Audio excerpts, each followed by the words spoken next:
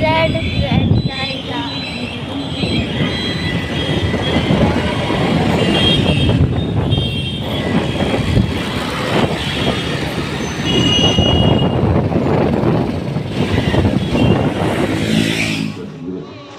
छंदांसी जगिरे तस्मात् जुस्त अस्माद् जायत।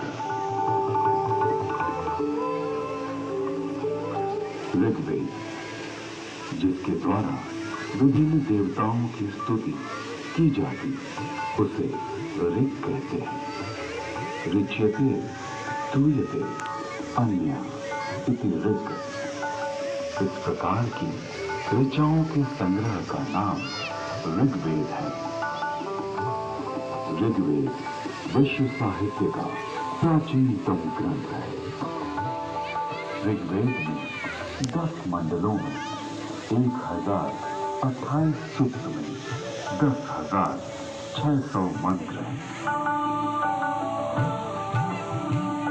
यजुर्वेद, यजुर्वेद में कर्मकांड का प्राधान्य है, जिसकी समाप्ति अनियत अक्षरों वाली है अथवा जो गद्यमय है उसे यजुष कहते हैं। अनियताक्षरावसानो यजु। यजुर्वेद के 2 भाग हैं, शुक्ल यजुर्वेद एवं कृष्ण यजुर्वेद। शुक्ल यजुर्वेद में 40 अध्यायों में 1975 मंत्र हैं। कृष्ण यजुर्वेद गद्यात्मक है। सामवेद, गीति ही साम है, गीतेषु समाख्या। संगीत का मूल उद्गम सामवेद है। सामवेद के 2 भाग हैं, पूर्वार्चित एवं उत्तरार्चित। सामवेद में 1875 मंत्र हैं। अथर्ववेद, अभिचार मंत्रों का ज्ञान अथर्ववेद में है। इसमें आयुर्वेद का विस्तृत विवेचन हुआ है। इसकी शौनक शाखा में 20 कांडों में 730 सूक्तों में 6000 मंत्र हैं।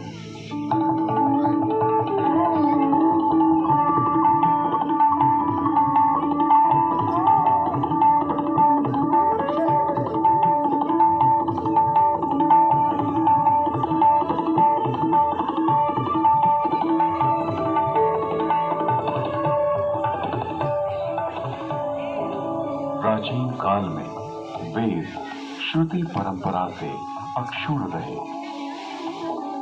वैदिक ऋषियों ने वेदों को कंठस्थ किया और अपने शिष्यों को इसका श्रवण कराया। शिष्यों ने प्रारंभ करने की इच्छा की गई है।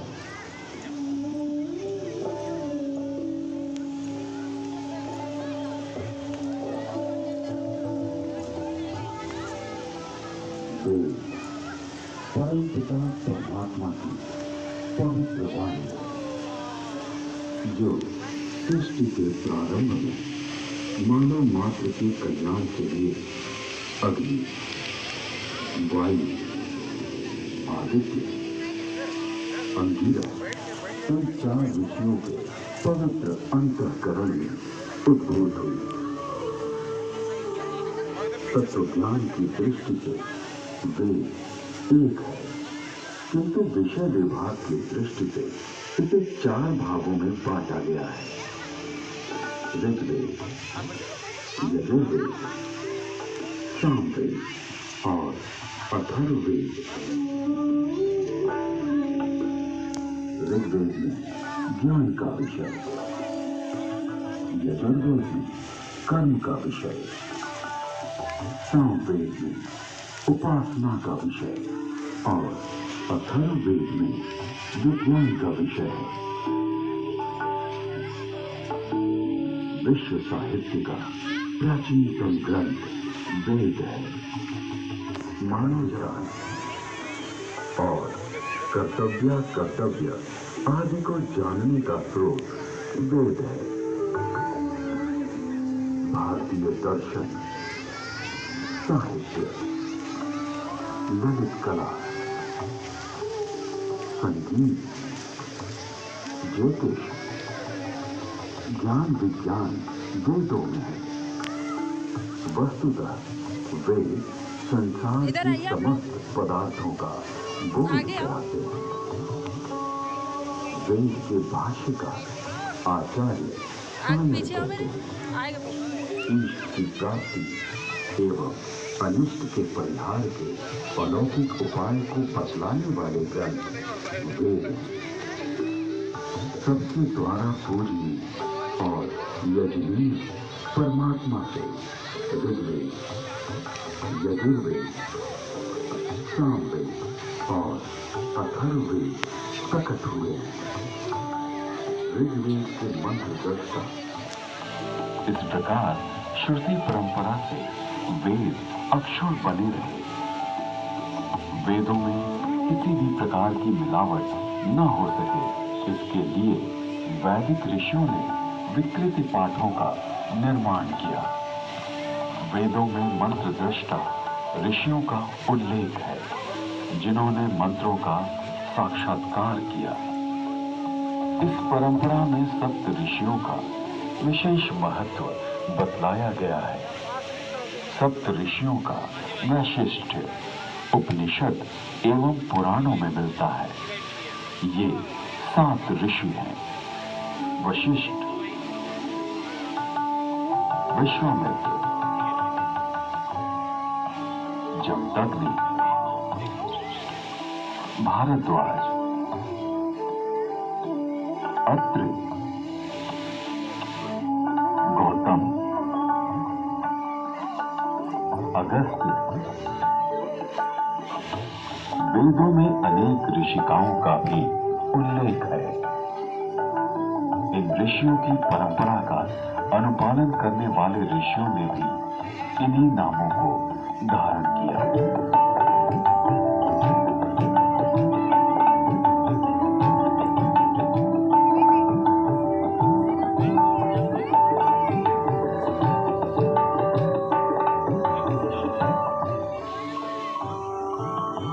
आज विश्व में जिन आविष्कारों का श्रेय पाश्चात्य जगत द्वारा लिया गया है, उसे हमारे प्राचीन ऋषियों द्वारा तथ्य सहित हजारों वर्ष पूर्व प्रमाण सहित वेदों में उल्लिखित किया गया है। जैसे अगस्त्य संहिता में विद्युत उत्पादन के सूत्र मिलते हैं।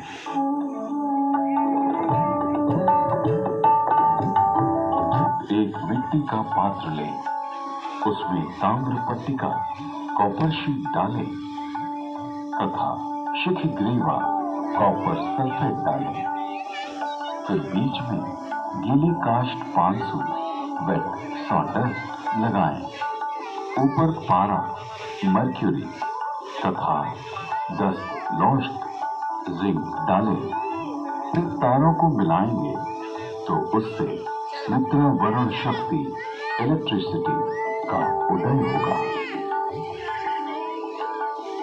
अगस्त्य संहिता में विद्युत का उपयोग इलेक्ट्रोप्लेटिंग के लिए करने का भी विवरण मिलता है।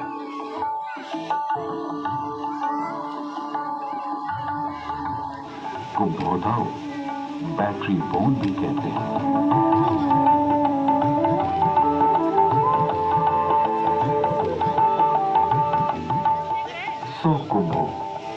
उपरोक्त प्रकार से बने तथा श्रृंखला में जोड़े गए 100 सेलों की शक्ति का पानी पर प्रयोग करेंगे तो पानी अपने रूप को बदलकर प्राणवायु, ऑक्सीजन तथा उदान वायु, हाइड्रोजन में परिवर्तित हो जाएगा।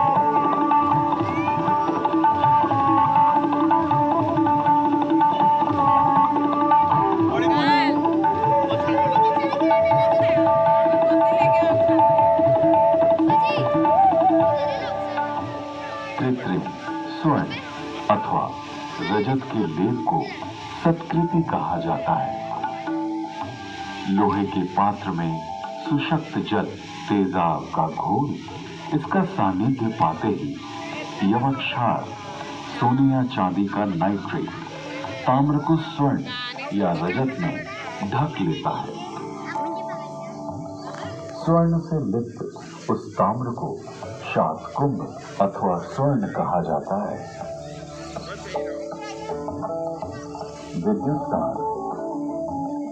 आधुनिक नौका चलन और विद्युत वहन, संदेश वहन आदि के लिए जो अनेक बारीक तारों की बनी मोटी केबल या डोर बनती है, वैसी प्राचीन काल में भी बनती थी, जिसे रज्जु कहते थे।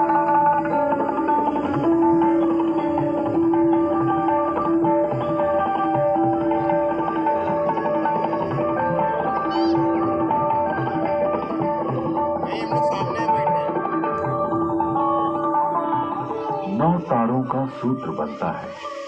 9 सूत्रों का एक गुण, 9 गुणों का एक पाश, 9 पाशों से एक रश्मि और 9, 8, 7 या 6 रज्जु रश्मि मिलाकर एक रज्जु बनती है।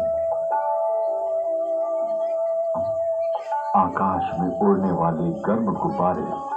इसके अलावा अगस्त्य मुनि ने गुब्बारों को आकाश में उड़ाने और विमान को संचालित करने की तकनीक का भी उल्लेख किया है।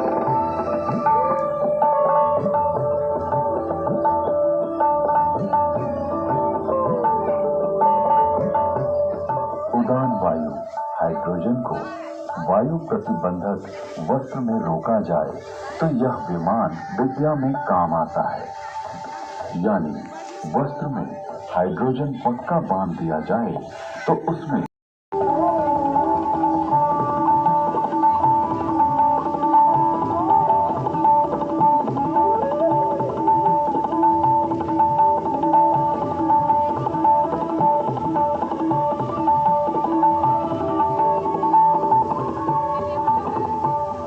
विमान वायु पर उसी तरह चलता है जैसे जल में नाव चलती है। तत्पश्चात उन काव्य पंक्तियों में गुब्बारों और आकाश छत्र के लिए रेशमी वस्त्र सुयोगी कहा गया है, क्योंकि वह बड़ा लचीला होता है। वायु पूर्ण वस्त्र। प्राचीन काल में ऐसा वस्त्र बनता था जिसमें वायु भरी जा सकती थी। इस वस्त्र को बनाने की निम्न विधि अगस्त्य संहिता में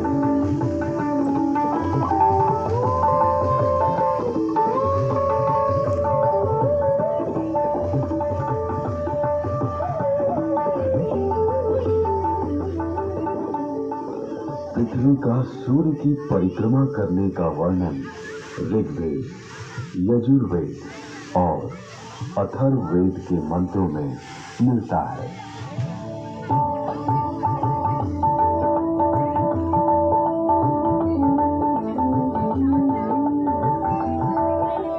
यह पृथ्वी घूमती है, अपनी माता अंतरिक्ष के सामने रहते हुए सूर्य रूपी पिता की परिक्रमा करती है।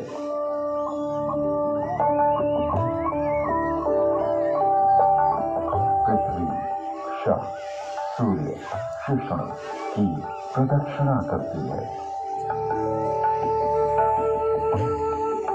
ऋग्वेद में जल की उत्पत्ति यानी H2O का उल्लेख है।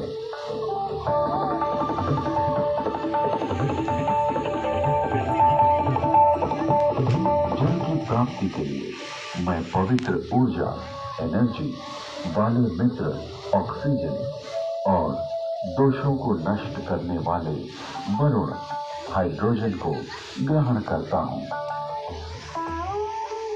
यजुर्वेद में सूर्य में उच्च जल तत्व यानी हीलियम का संकेत किया गया है।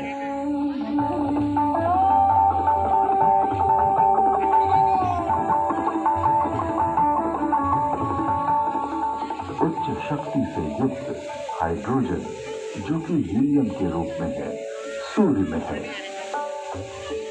सूर्य के चारों ओर गैसों के समूह का उल्लेख ऋग्वेद में है।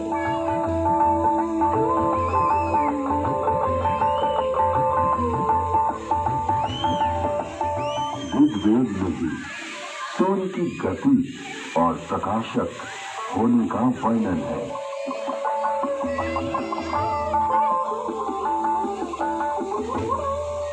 हे सूर्य, तू ऐसे वेग से जो कि मनुष्य के ज्ञान से बाहर है, सबको दिखाई देता हुआ सदा चलता रहता है।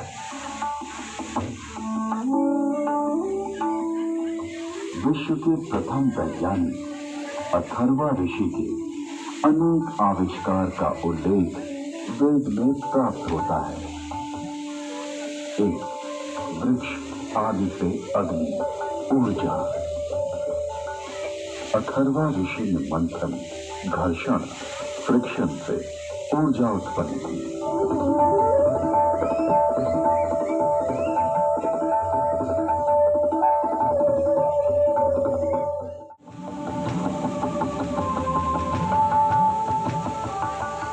दो पत्थरों की रगड़ से भी अग्नि उत्पन्न होती है।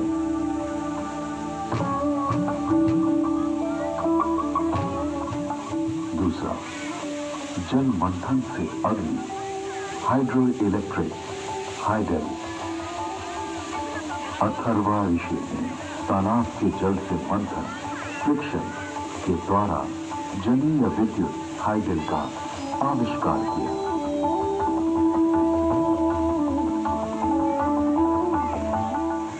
तीसरा, भूगर्भीय अग्नि, पुरुष अग्नि, oil and natural gas.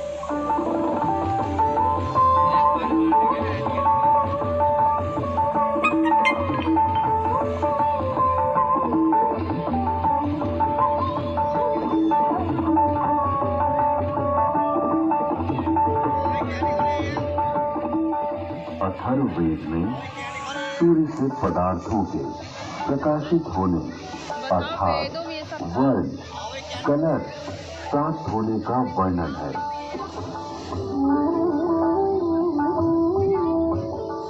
Rigveda में सौर ऊर्जा का स्पष्ट उल्लेख प्राप्त होता है। इसके आविष्कारक वशिष्ठ एवं भारद्वाज बतलाए गए।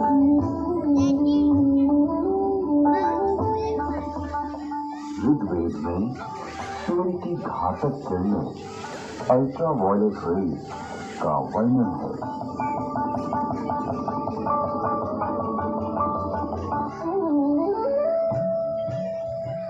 ऋग्वेद और अथर्ववेद में ओजोन परत यानी ओजोन लेयर का वर्णन है।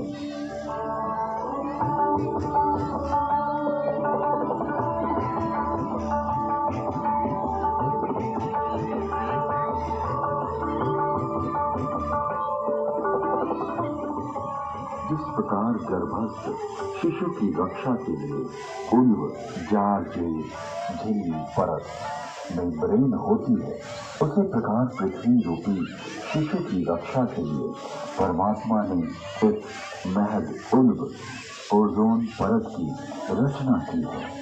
ये स्थविर, स्थूल रूप वाला है। इसका स्वरूप स्वर्ण के समान दिव्य आभामय है।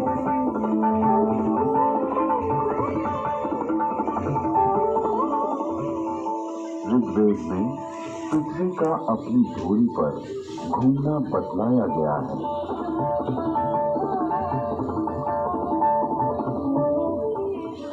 पृथ्वी की 7 परतों यानी स्ट्रेटा का उल्लेख ऋग्वेद में है।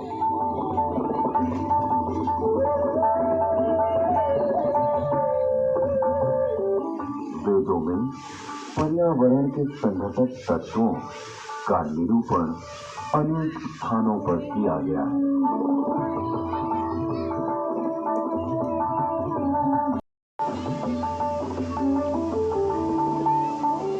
जल,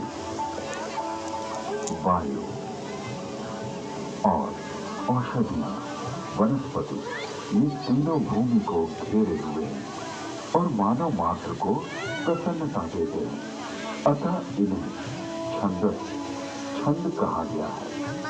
इनके नाम और रूप अनेक हैं, अतः इन्हें पूर्व रूपम कहा गया है। लोक को ये तत्व जीवन रक्षा के लिए दिए गए हैं।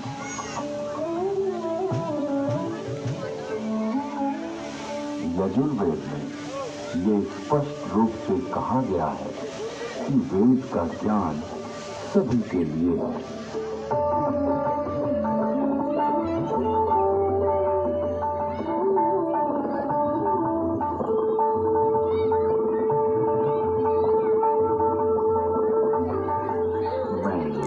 कल्याणकारिणी वेदों की वाणी ब्राह्मण, क्षत्रिय, वैश्य, शूद्र, बल्कि अति शूद्र आदि सभी लोगों के लिए देता हूँ।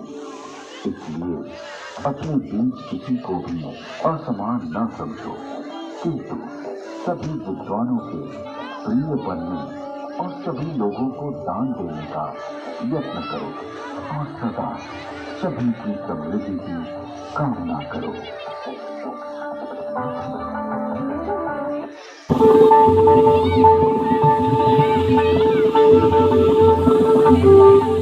मैं कल्याणकारिणी वेदों की वाणी ब्राह्मण,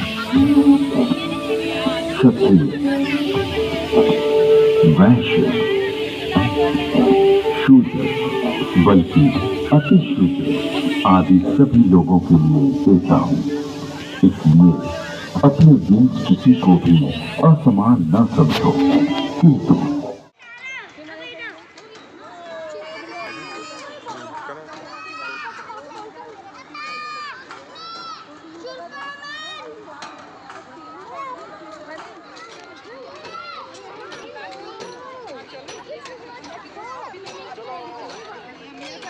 इधर देखो।